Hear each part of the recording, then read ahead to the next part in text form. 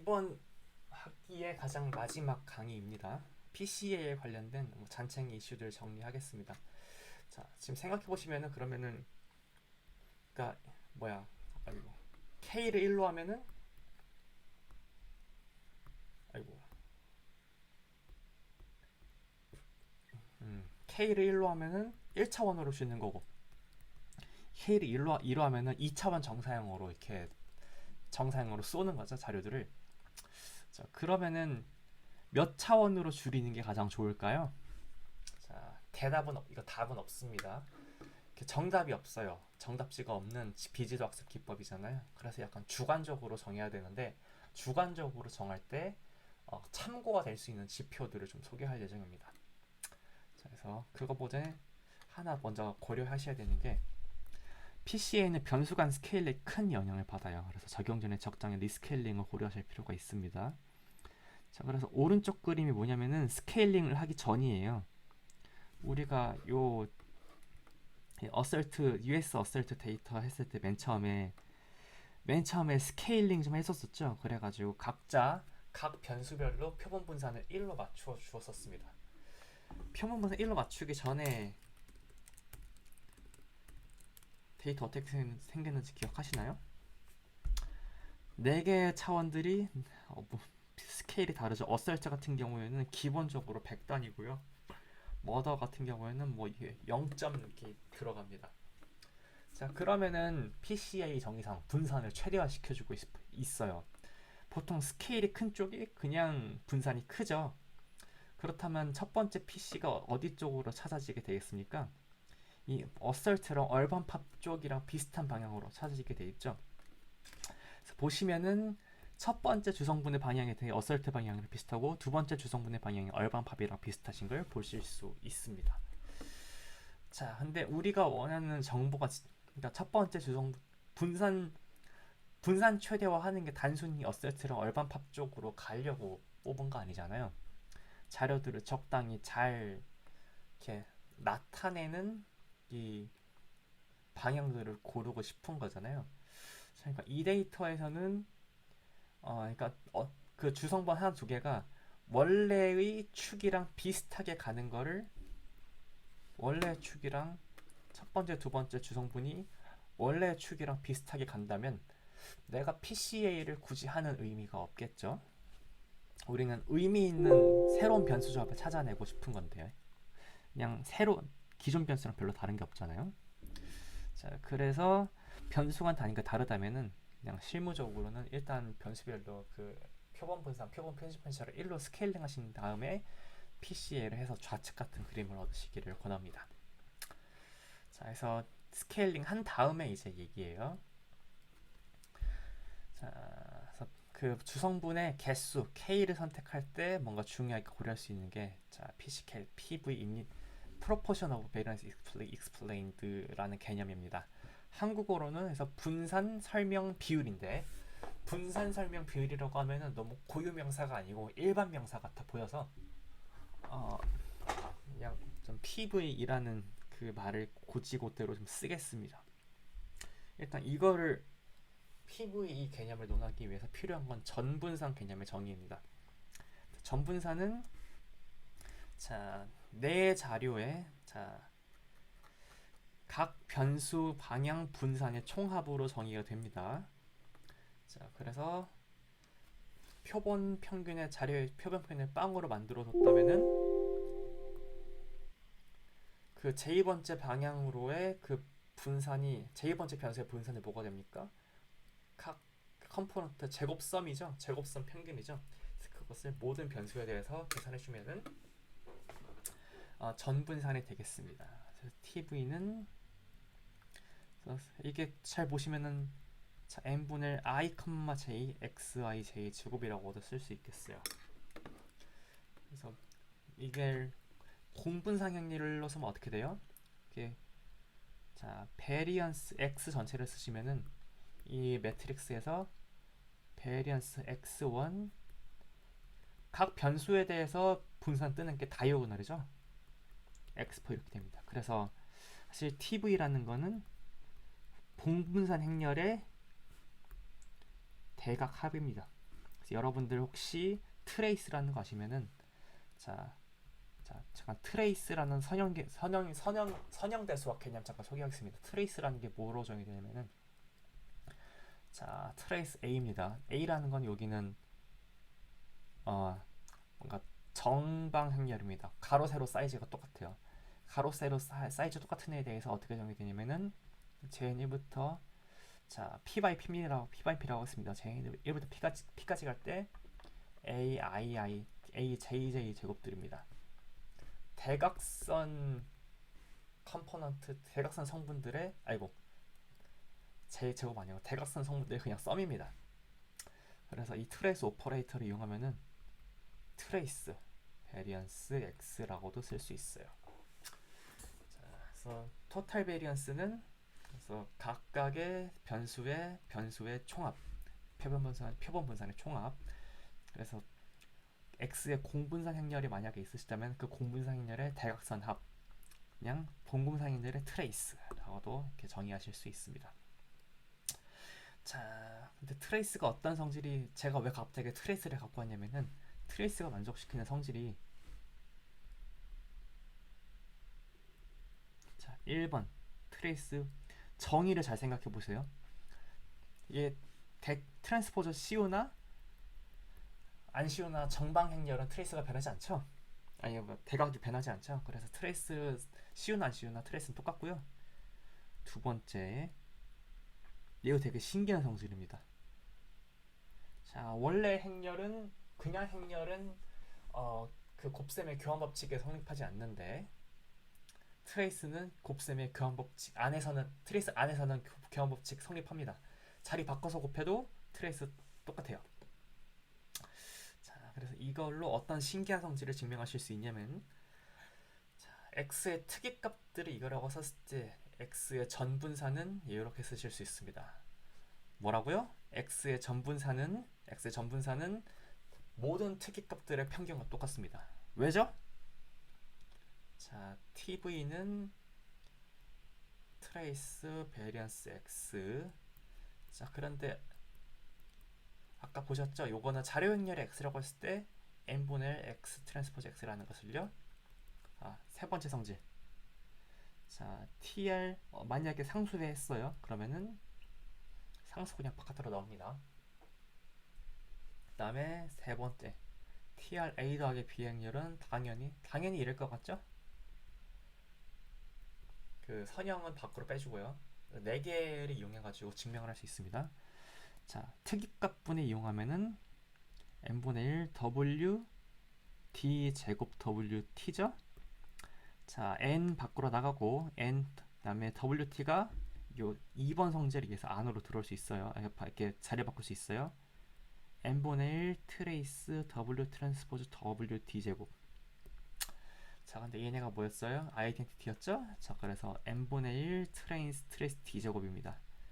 D제곱이 뭐였죠? D1부터 Dn까지 그 대각 행렬의 제곱이니까 요 녀석은 D1제곱부터 DP제곱까지 쫙 합일 거예요. 그 녀석을 n으로 나눠줍니다. 자, 그래서 사실 전분사는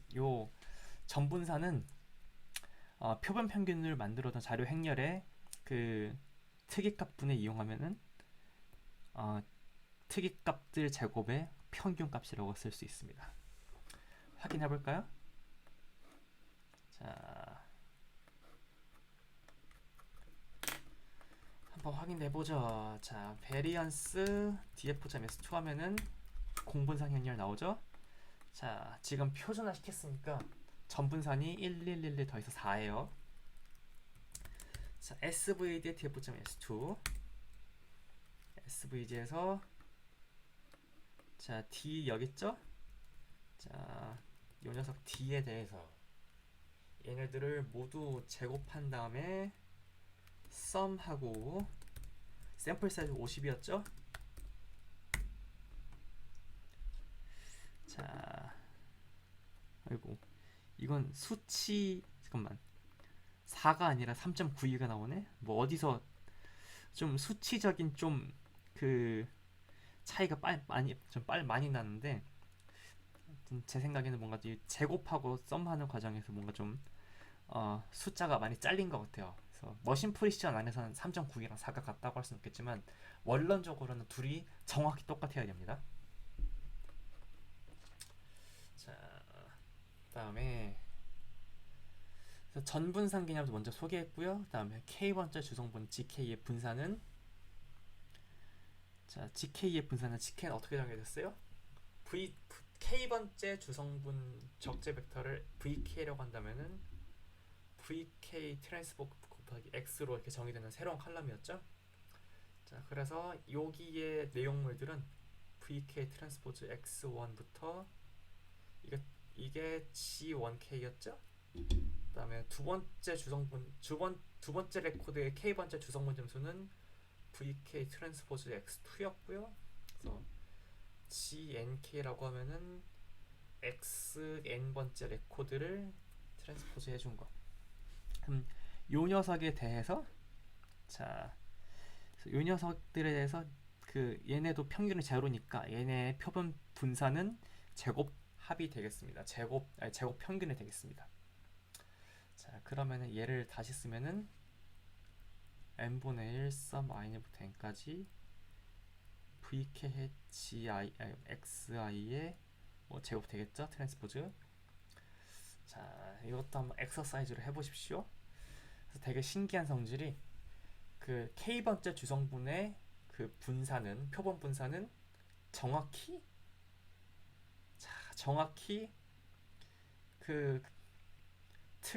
k번째 특이값 제곱의 평균입니다. 아니, 거기서 n 나눈 거랑 똑같습니다. 엑서사이즈를 해보시고요. 전 수치적으로 한번 확인해 보겠습니다. 자, 일단 제가 스코어는 미리 구해놨어요. 자, x.ps 스코어 2가 기억나시나요?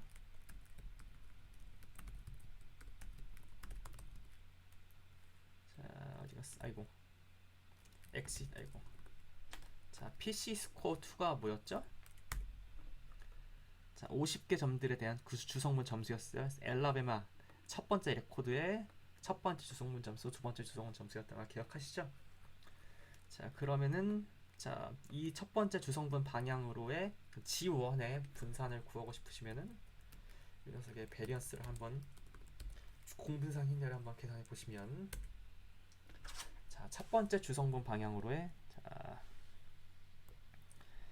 공분산 행렬들 2.4 언저리 나오고, 그 다음에 곱하기 10이니까 24 정도 나오고, 두 번째 방향으로는 9.8 정도 나오고, 9.8에 10에 마이너스 1이니까 0.98 정도 나오는 거 보실 수 있죠. 자, SVD df.s2에서 D에서 제곱한 다음에 50 나눠보겠습니다. 자, 지금 뭔가 df.s2 자체가 좀 변해가지고 뒤에 수치가 좀 차이가 나는 것 같은데, 아마 다시 해보면 이그젝트 이퀄 나올 겁니다. 그래서 이게 둘이 똑같은 거 보실 수 있고, 대충 둘이 같은 거 보실 수 있습니다.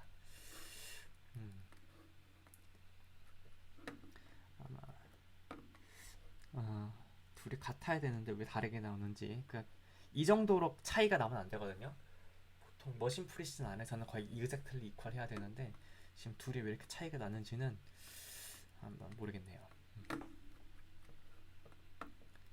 자, 아무튼 여기까지 해가지고 K번째 주성분의 분산도 정의했고, 그게 특이값 분해를 이용해가지고 서술이 된다는 것도 살펴봤고요.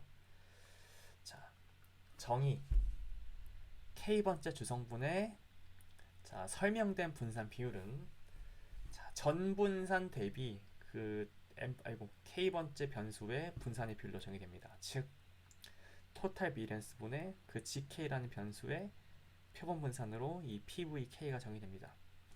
자, 그러면은 위에서의 요 관찰에 의하면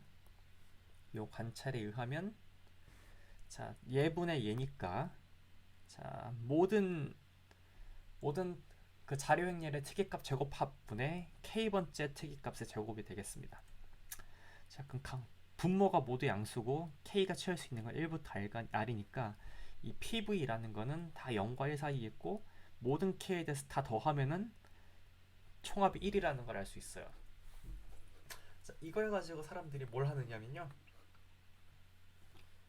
자, 대부분의 통계 소프트웨어는 자, 주성분들의 자, 주성분들은 다 D1부터 이렇게 D2 계속 이렇게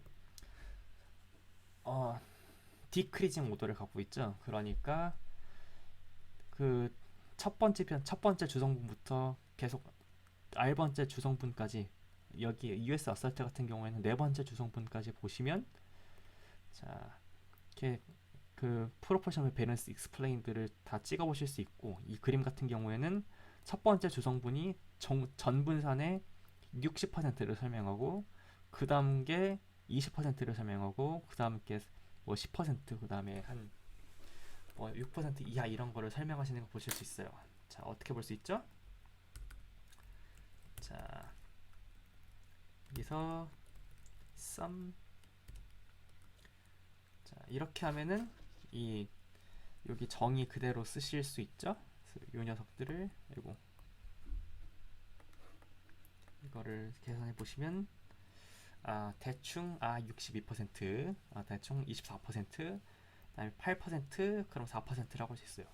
자, 그럼 생각해 봅시다. 첫 번째, 두 번째 주성분만 고르면은 내가 몇 퍼센트의 분산을 설명할 수 있는 거예요? 62 더하기 24 하면은 대충 한 85% 86% 설명할 수 있는 거죠.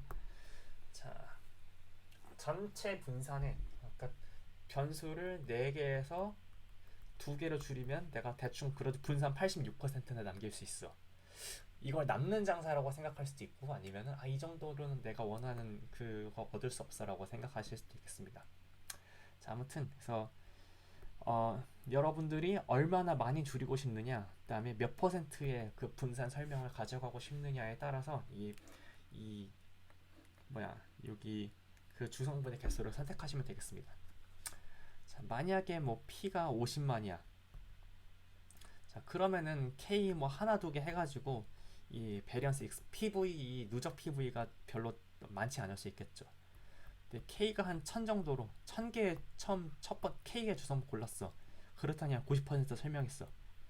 그러면은 50만 차원을 1000 차원으로 줄이면서 90%를 설명할 수 있으니까 상당히 남는 장사가 되겠죠. 자, 그래서 큐뮬레티브하게 보시고 싶으시면은 R에서는 그 큐썸이라는 함수 이용하시면 편합니다. 큐썸 이를테면은 자 1, 2, 3, 4의 누적 합은 1, 3, 6, 10이죠. 큐썸 하시면 편하게 구하실 수 있어요. 그래서 이 녀석에 대해서 큐썸 하시면은 두 번 여기 요 그림을 생성하는 요 벡터들을 보실 수 있어요. 그래서 세 번째 주소문까지 하면 거의 96%까지 설명할 수 있는데 4개의 변수를 뭐 2개로 줄이면 그렇게 크게 의미가 없는 것 같고 한 2개 정도로 줄이면 86% 정도로 할 수 있는 걸 보실 수 있습니다. 자, 여기까지 해서 그 주성분의 개수 선택과 스케일링 이슈까지 해서 제가 주성분 분석에서 다루고 싶은 이슈는 전부 다루었습니다. 자, 주성분 분석 뭐였어요? 일단 첫 번째 차원 축소의 도구 큰 P 차원을 적은 K로 줄여가지고 그 적은 K의 PC 점수만으로 자료를 설명하고 싶은 게 주성분 분석의 첫 번째 큰 목적이고요. 여러분들이 df.s2가 마음에 안 들어. 그래서 내가 50개의 자료를 적은 수의 좌표로 나타내고 싶어.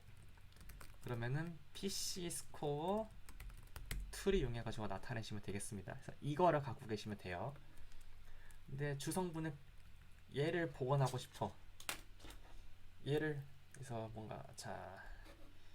얘를 가지고 뭔가 자료를 다시 근사하고 싶은 건 뭐예요?